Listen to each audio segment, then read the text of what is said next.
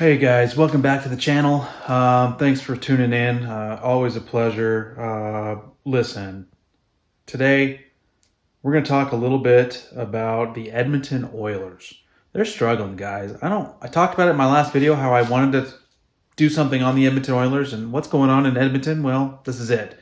So definitely tune in. Keep watching. We're going to dive into that right away. And then, hey, look, the Anaheim Ducks. They had a great game in Boston. They actually looked like they figured it out. Defense was great. Penalty killing was great. They go to Detroit.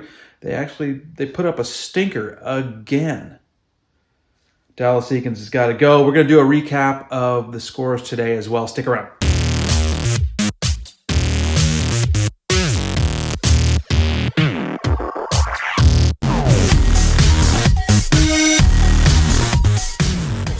All right, so let's talk Edmonton Oilers. Look, we're only five games in. It's way too early to start throwing in the towel or hitting the panic button, right? Like we can with Vancouver right now. There's no panic button yet for Edmonton, but I do want to talk about the fact that they're not playing like the Edmonton Oilers that we all expected. I have the Edmonton Oilers as the Western Conference representative of the Stanley Cup Final.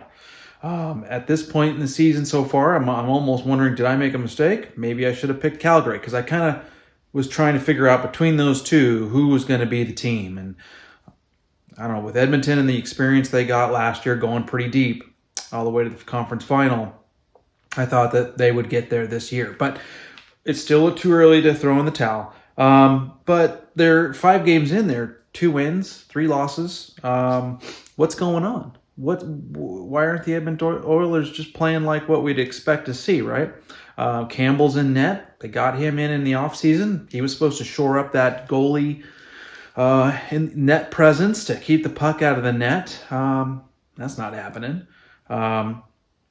Look, let's just go over some quick stats. I kind of, not being an Edmonton fan and watching a lot of their games and kind of knowing exactly what they're doing on the ice and the real details of it, there's a lot I'm probably going to be missing out on. But just looking at stats, I'll give you my take on kind of what's going on. There's no lack of offense from the big guns. Connor McDavid has 10 points in 5 games. He's got 2 points per game. The guy's a stud. 5 goals, 5 assists. Draisaitl, 2 goals, 6 assists. So he's got 8 points in 5 games. Ryan Nugent-Hopkins, 5 points. He's got 2 goals, 3 assists. These are all in these 5 games. And then on the blue line, Darnell Nurse is having a great year so far. 2 goals and an assist in those 5 games. So those are your top 5 or 4, I should say. And then you get into where I think there's some problems showing up is that depth scoring, those 3rd and 4th line scoring that you need to sometimes when your star players aren't being star players and getting, because they're going up against the other team's best guys, you need those 3rd and 4th liners to produce, right? Pull out those wins for you. Well, here's where it drops off. And it drops off significantly all of a sudden. Tyson Barrie, he only has 2 assists in 5 games and he's a -1. Evander Kane, he's my X factor for Edmonton. He's got to be Evander Kane for the Oilers to succeed. Look what he did with him last year and in the playoffs last year. Evander Kane only has 1 goal and 2 assists, and he's a -1 in 5 games. I think he should be doing better than that. It's still early, I know, but these are the things that I say. Here's one. Jesse Puljujarvi.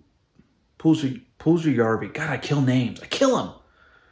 Anyways, he's got 0 points, guys. 0 points, and he's a -4. Puljujarvi's got to be better. Devin Shore, who's not much of anything, he's got 0 points. Yamamoto's got 1 assist in 4 games. There's just no depth scoring. Listen, on the power play, these guys are great. They got 6 power play goals. They're clicking at 35.3% on the year. In 5 games, you're always going to look pretty good if you're doing pretty good. But, they're doing just fine, which is what I would expect from an Edmonton Oilers offense, right? But on the penalty kill, check this out. Here's part of the problem. We talked about the depth. Well, the penalty kill is 72.7%. That ain't going to cut it, people. You got to do better on the penalty kill, right? You got to keep the puck out of your net, especially if you're going to take penalties. You got to keep that other team from getting those opportunities. So 72.7%, again, 5 games in, it's early, but that's not so hot. So penalty kill needs to improve. That's one of the things we're looking at here that's keeping them from being where we'd expect them to be, right? And then the depth scoring we talked about, there's just none. All the stars are being stars, but nobody else is stepping up. And the Evander Kane, who I think should be the star being stars, is not. He has yet to do that this season. Goaltending. Okay, Jack Campbell. Here's his numbers, and this is another big problem. Your penalty killing, your depth scoring just isn't there. Your goaltending isn't there either. Check these numbers out.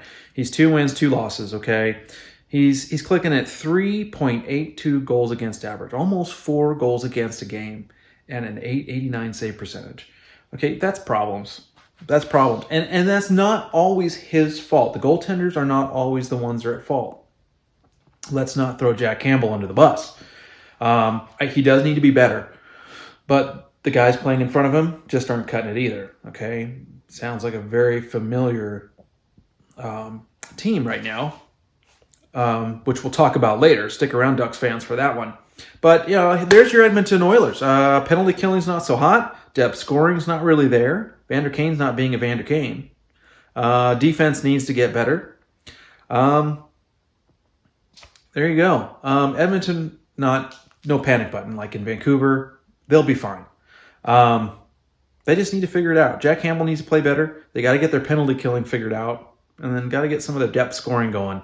They can't just rely on McDavid and Draisaitl and Nugent Hopkins and these guys. So there you go. There's the Edmonton Oilers' woes so far at 2-3 this year.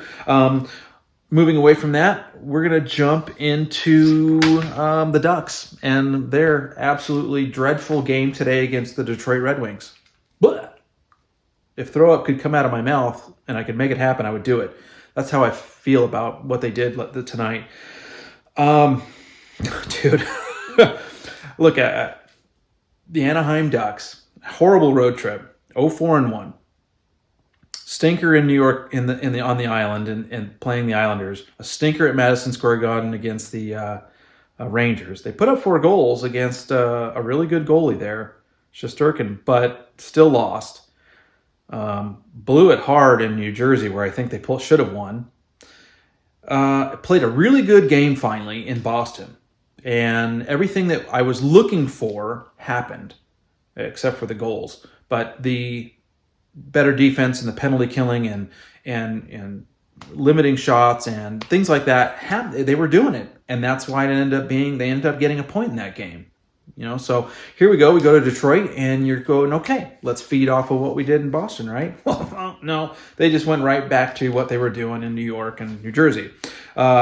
This game was horrible. It was completely one-sided. The only thing I liked about the Ducks this game, okay, the only good thing I could take out of it is that Trevor Zegras got a goal. Okay, that's good for that kid's confidence, and they had a good amount of shots. They didn't have like 20, 21 shots. They did put up 33 shots on net. That's good. That's what they need to do every night. They did allow, this is bad, they did allow 41 shots on net. So Gibby had a busy night, as always, it seems like.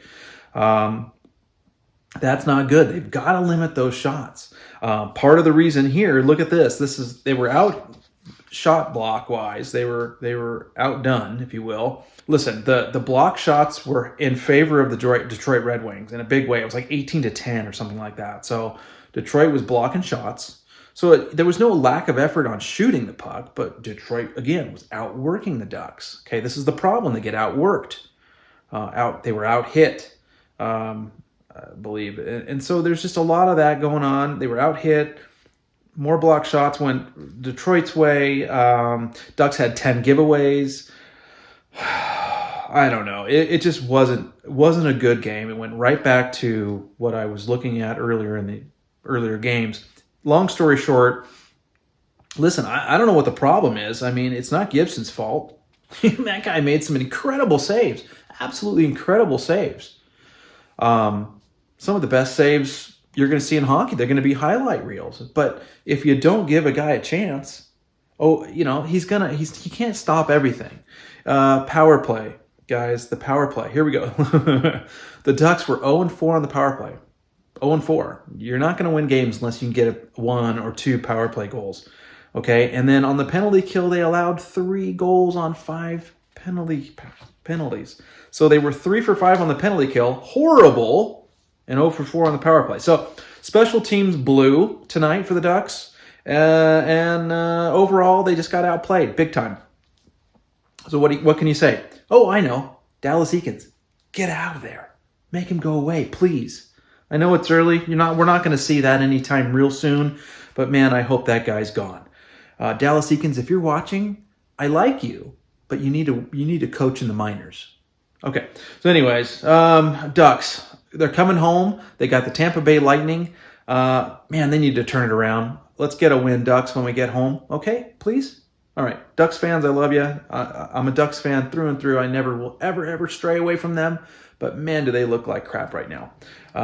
Things have got to change, and I think it's the coaching. Okay, hey, there were only a handful of games today. We'll go over them real quick. Chicago 5, Seattle 4. What's going on? The Windy City, the Blackhawks, they're actually winning. I don't know what's going on. They go up to they won. They beat Seattle 5-4. That's crazy. Let's see. Blue Jackets. Now here's a weird one. The Blue Jackets beat the New York Rangers, and it's not that just that they beat them. They beat them 5-1. Tarasov had 30 saves on 31 shots, so he had New York peppered him pretty good. Nothing crazy, but he had a huge night. 30 saves on 31 shots against the high-flying Rangers. And Yaroslav Halak had 16 saves on 21 shots. So he didn't have a busy night. And he got blew up. He got, annihilated bad by the Jackets. So anyways, horrible night in goaltending for New York. I think Halak just needs to go away. You know what I mean? I mean, he's a backup now, and it's just these numbers are awful. I mean, I don't know. That's horrible stuff right there. You got to have a good 1-2 goalie combo. You can't just rely on one guy. You've got to have a good tandem. That's bad. That's going to hurt the Rangers if they can't get Halak playing better. But anyways, Islanders in Florida went at it. Florida beat them 3-2. I watched that game, and Tkachuk had a 5-game point streak with the I think it was 5 games with Florida. I think he actually set a record for the Florida Panthers for the most points in consecutive games for being playing for the team for the first season. So first season player, and he's had the longest streak of any new player as a Panther, if that makes any sense. Long story short, he didn't have any points tonight. And so that his point streak comes to an end, but they won the game 3-2. Sharks doing better than the Ducks. That hurts. It hurts. They beat the Flyers 3-0. What the hell? What's going on in the NHL? Exactly what you wouldn't expect happened, right? Hey, go Sharks. Good for you guys. Reimer had the shutout. He had a great game. He had 30 saves on 30 shots. And then Sandstrom, who's not the greatest, Carter Hart's backup over there in Philly, he had 22 saves on 24 shots. So Flyers got blanked there by the Sharks. Hey, look, that's it. I want you guys to go down and subscribe. You got to subscribe. I need lots of subscribers. If you've made it this far, thank you. Thanks for your support. I really enjoy doing this, and things are really going well with the channel. I'm liking how things are moving. It's progressing faster than I expected, and so I'm really happy about that. But I need everybody to come on board, subscribe, and help me out. It helps me out in a huge way. Comment. I love the comments. I get them all the time. Somebody commented the other day that they were a Detroit fan, and it was actually today. They said, I'm a Detroit fan. I love you. He's like, I love you. You're great, which is really nice to hear. But he said, but I'm a Detroit fan, so I'm sorry my Red Wings beat up on you. I was like, hey, you guys are better than we are. It was expected. But go down and comment. I love that stuff. Thanks for watching. See you next time, guys.